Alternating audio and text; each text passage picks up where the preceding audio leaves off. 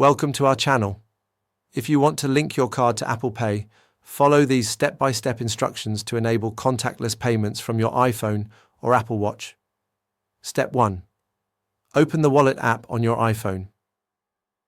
This pre-installed application manages all your payment cards, passes, and tickets in one convenient location.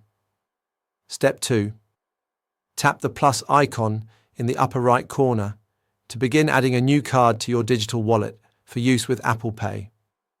Step 3. Choose debit or credit card and position your physical card within the camera frame. Your iPhone will automatically scan the card details, though you can also enter information manually. Step 4. Verify the card information captured by the camera is accurate and complete any required fields like expiration date and security code that weren't automatically detected. Step 5. Read and accept the terms and conditions from your card issuer regarding Apple Pay usage, privacy, and security provisions. Step 6. Complete the verification process required by your bank, which typically involves receiving a text message or phone call with a verification code to confirm card ownership. Step 7.